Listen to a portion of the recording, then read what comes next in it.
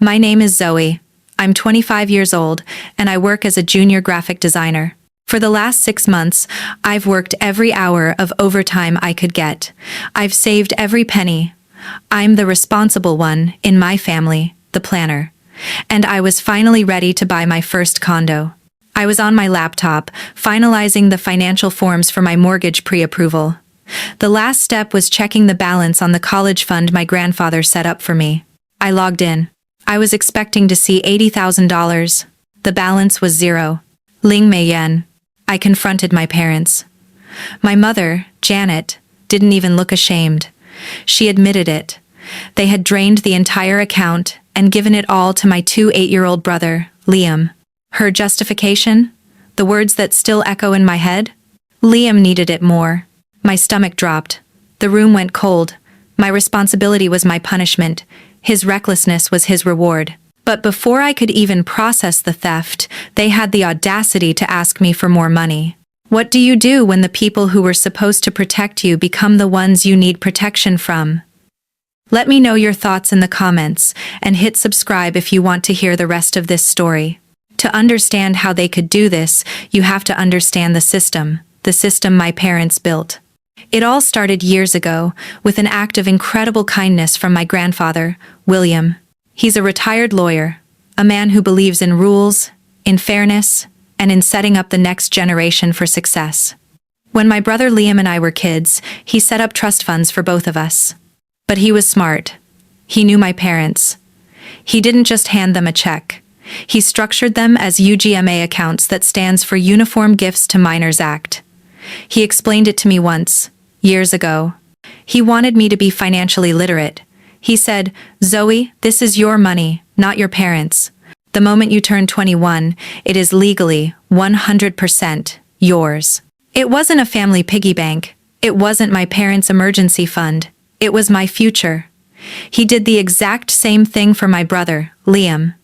2 identical accounts, 2 identical futures. But in my house, legal was a suggestion. Fair was a word they only used when it benefited them.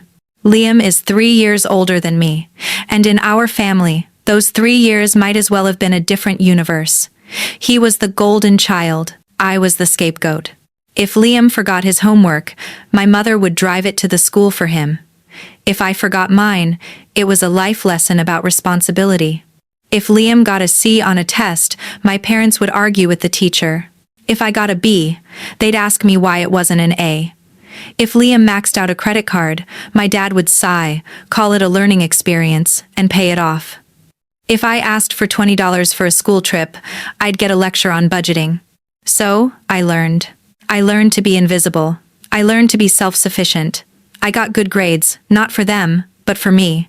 I started working a part-time job at 16. I saved every dollar I could. I built my own savings, separate from the trust fund. That $80,000 fund. It wasn't just money to me. It was my escape hatch. It was my one, true safety net.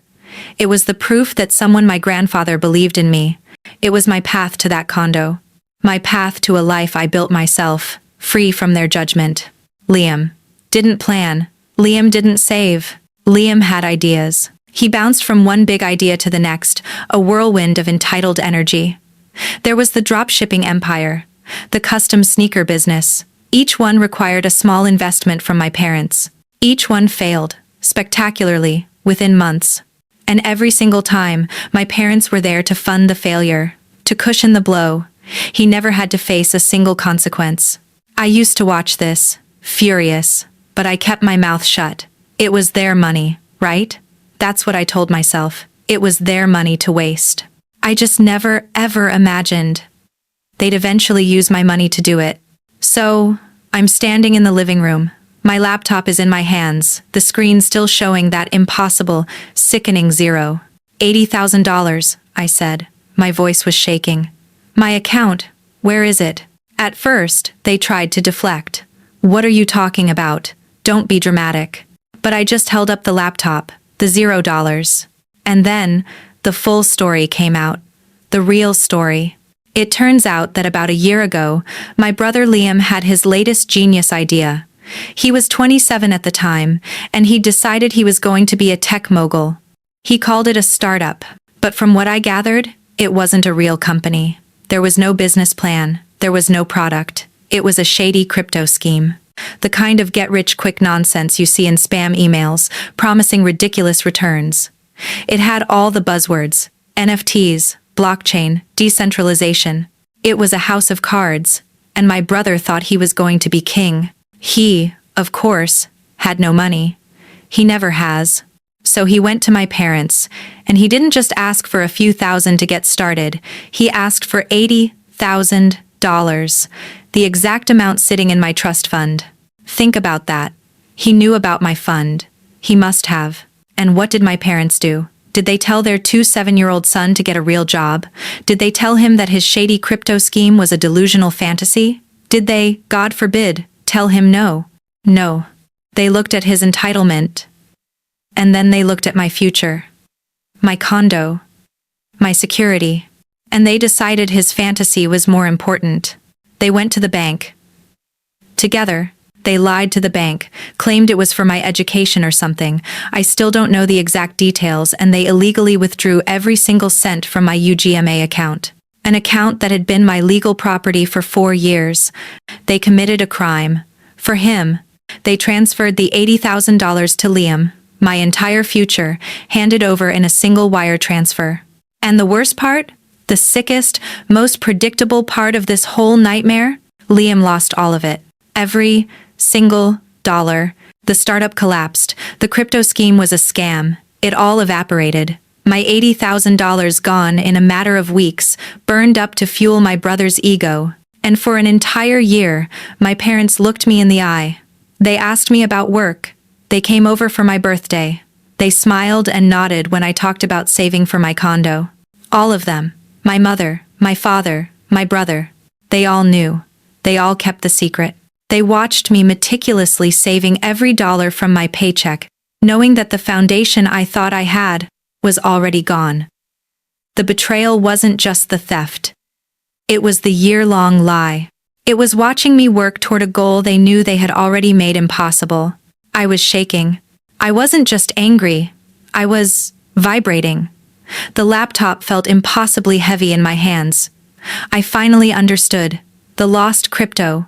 The year of lies. I looked at my mother, Janet. How? It was all I could get out. How could you do that to me? I wasn't asking how they got the money. I was asking how they could live with themselves, how they could sit at my birthday dinner, ask me about my condo hunt, knowing they had already stolen it from me. My mother, Janet, didn't even flinch. She didn't cry. She didn't apologize. She crossed her arms, and her voice. It was casual. Like she was explaining why she'd borrowed my car. She said the words that shattered everything. "You're so responsible, Zoe. We knew you didn't need it." Heat climbed my spine, my jaw locked until it ached. I didn't need it. Every time I'd stayed in to study, every weekend I'd worked instead of going out, every dollar I'd meticulously saved, it wasn't building my future, it was just proving to them that I could handle myself. And in their twisted logic, that meant I could be stolen from. My entire life, being responsible was the only praise I ever got. It was a cold comfort, but it was something. "We never have to worry about Zoe," they'd say. Now I knew what that meant. We never have to worry about Zoe meant we never have to help Zoe. It meant Zoe can take the hit. My responsibility wasn't a virtue. It was a liability. It was an excuse for them to punish my success and reward my brother's spectacular failures. His irresponsibility was his insurance policy. My self-sufficiency was the fund they could plunder. I was speechless. I was choking on the injustice. And then, my dad, who had been silent this whole time, staring at the carpet, he chimed in. He couldn't even look at me. He just mumbled it. Besides, it was our money anyway. Our money. That's when the shock finally cracked and the rage started to burn through. Their money? The money my grandfather, William, a lawyer, had specifically, legally locked away for me? The money that, by law, had been mine and mine alone since I turned 21? How dare they? They weren't just thieves. They were gaslighters. They were rewriting history, rewriting the law to fit their narrative, to justify the unjustifiable. They felt so entitled to my brother's success that they were willing to steal my legally protected assets to fund his failures. And then they had the nerve to tell me it belonged to them. I was devastated. I was furious. I felt like a stranger in my own home, looking at two people I didn't even know. But I was also naive. I thought that was the bottom. I thought the theft of $80,000, the lies, the gaslighting. I thought that was the worst they could do. I thought the confrontation was over. I thought I just had to go to my room and figure out how to piece my life back together. I had absolutely no idea how much worse it was about to get. A few days pass. I'm numb. I spend my nights not looking for condos, but staring at my bank accounts. I'm rerunning my budget over and over. I'm frantically researching high-yield savings, freelance work, anything to claw back what I lost. To see if my dream of owning a home is just dead. My entire life has been derailed. And my family? They're acting weirdly normal. My mother, Janet, keeps texting me cutesy gifs. Hope you're having a good day. Thinking of you. It's psychological warfare. It's an attempt to rug sweep the theft of $80,000. To pretend that it was our money anyway was a final, acceptable answer. Then, the big one. Hi honey, we're having a family dinner on Sunday. Liam and his fiancée will be there. Don't be late. It wasn't a question. A part of me screamed, don't go. Block her number. It's over. But another, deeper part.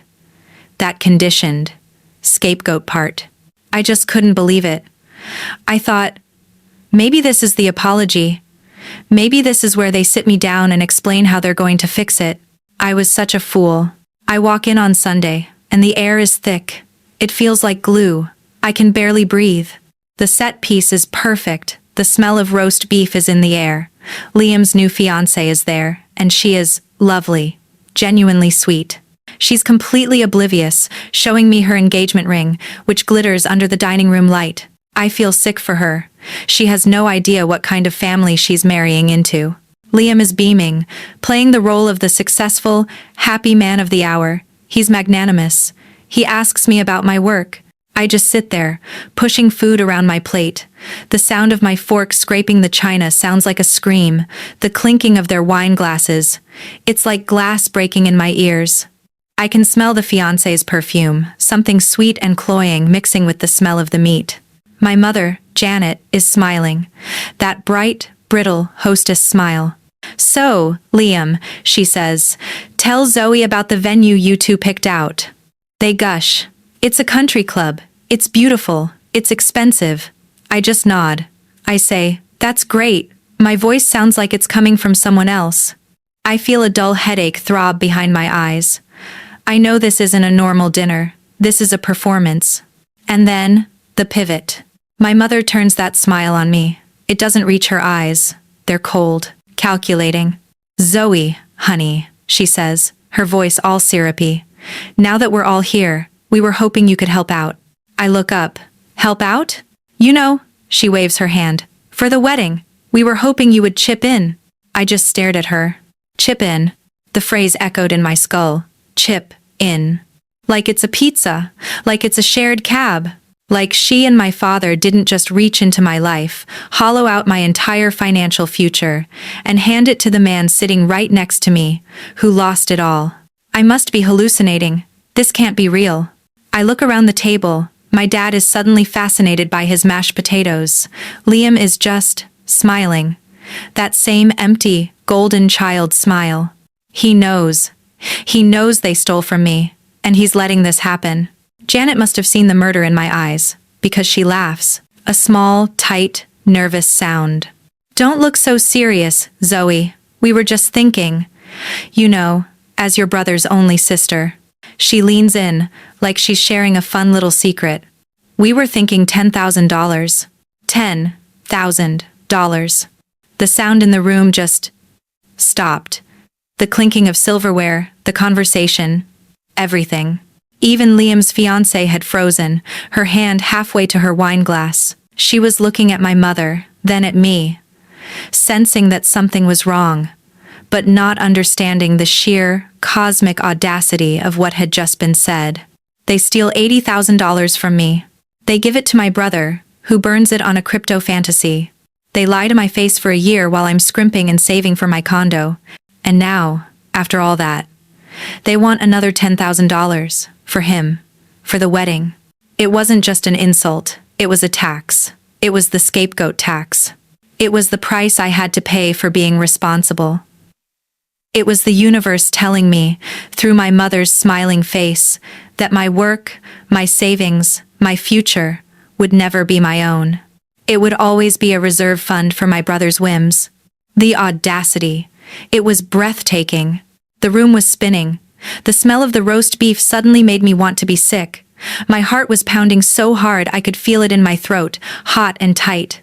This wasn't an apology dinner. This was a shakedown. I looked at Liam.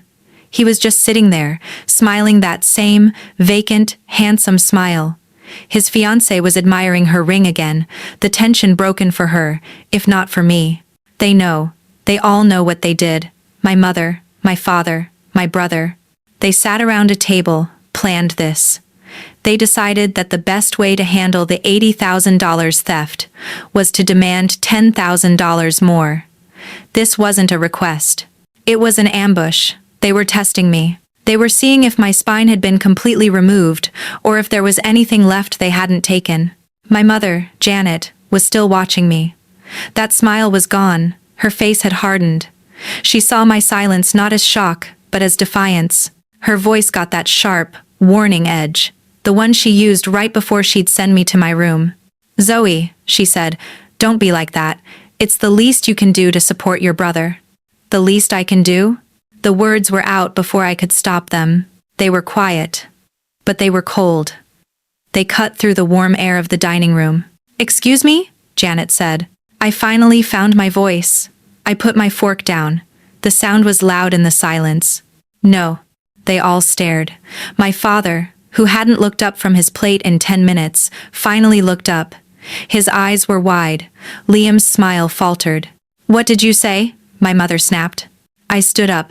My chair scraped against the hardwood floor. I said no. I looked at my mother. I looked at my father. And then I looked right at my brother. I wouldn't give them a cent. I wouldn't give you a cent. The explosion was immediate. It was my mother, of course. "How dare you?"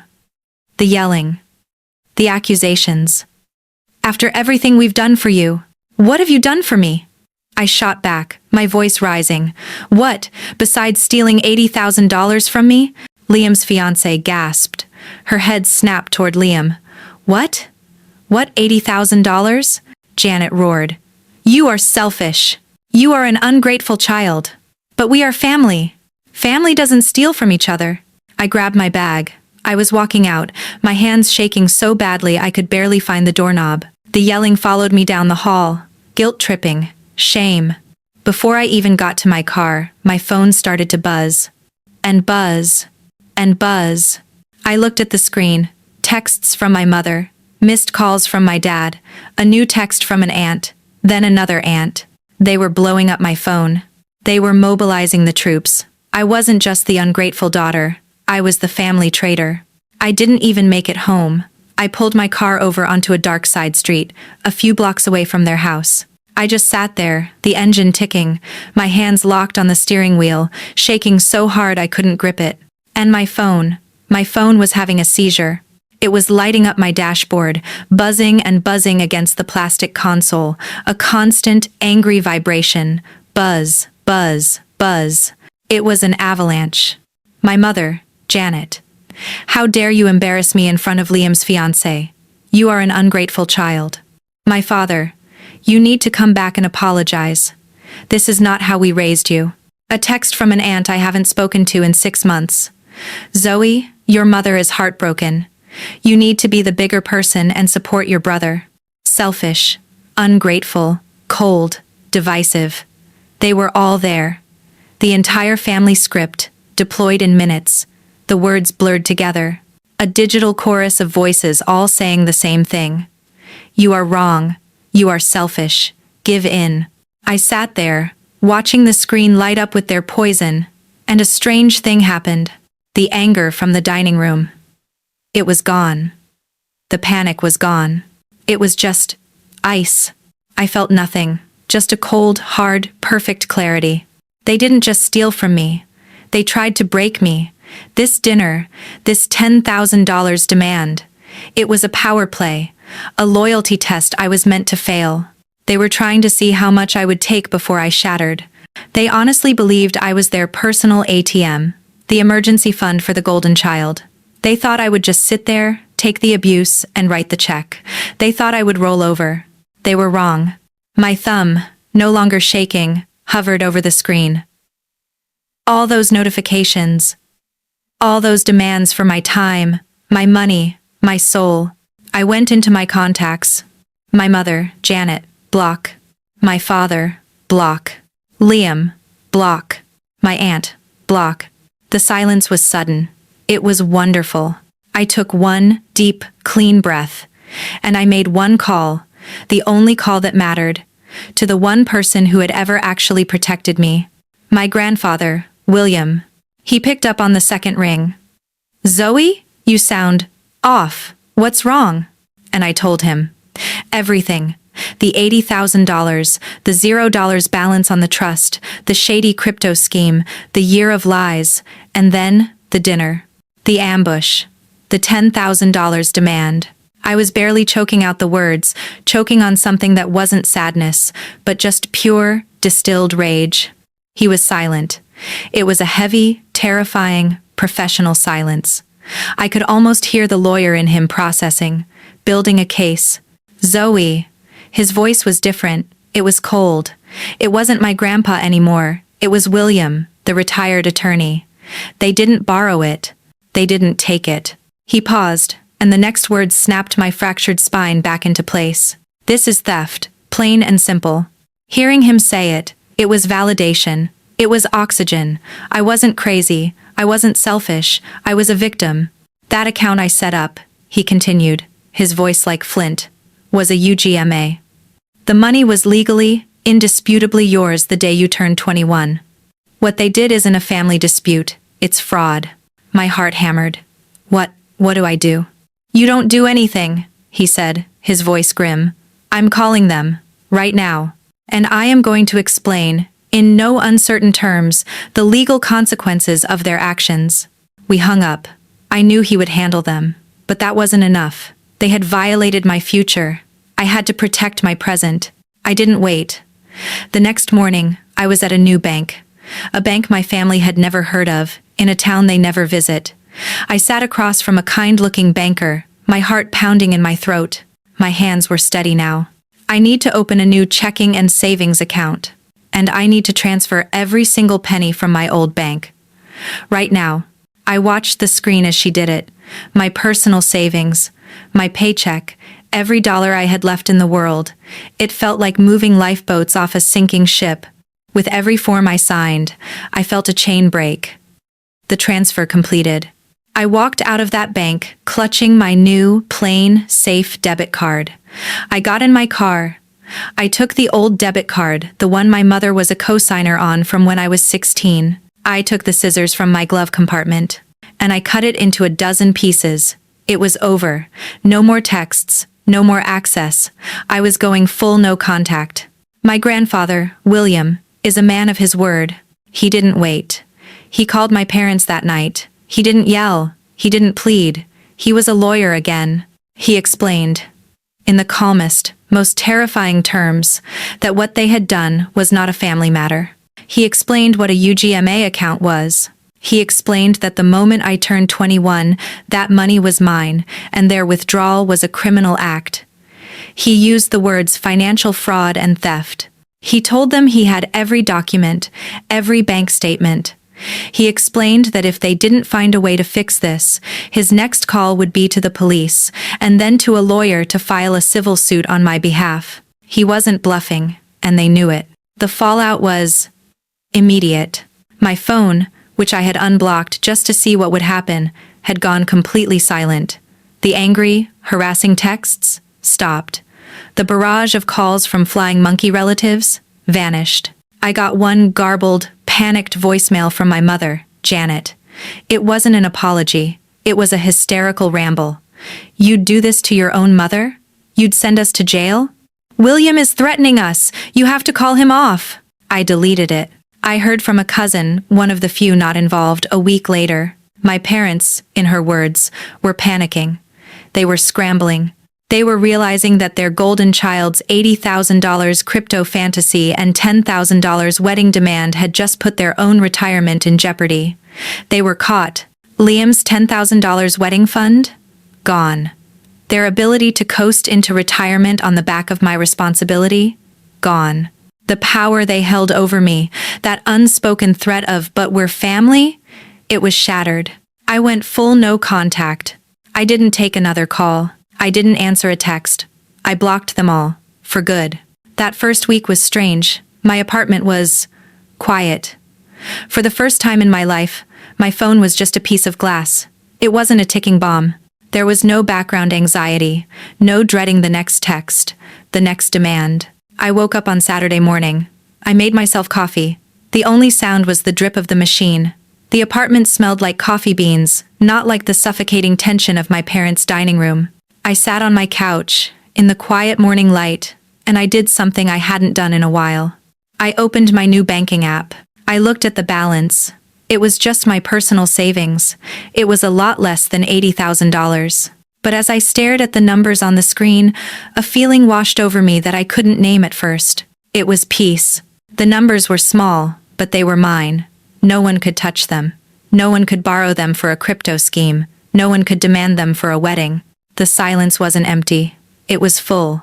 Full of potential. Full of my choices. My grandfather called me that afternoon. He didn't talk about my parents. He didn't mention the fraud or the threats. He just asked, "So, how's that condo search coming along?" I felt a lump in my throat. It's on pause, Grandpa. You know that. Nonsense, he said, his voice warm again. You're not giving up. Send me your pre-approval forms. We'll figure it out. You're going to get that condo. He is my family. It's been a while now. I'm still saving. I'm on track to buy my first place, and I'm doing it 100% on my own terms. I'm free. I don't know if my parents will ever pay me back the $80,000. Honestly, I've stopped caring. It was a high price to pay, but it was the price of my freedom. I learned that family is not an obligation to be abused. It's not a blank check for theft. It's a bond of mutual respect. And the moment that respect is gone, the moment they prove they value their ego over your security, so are you. You have every right to protect your future. You have every right to build a wall and call it a boundary. And you have every right to choose yourself.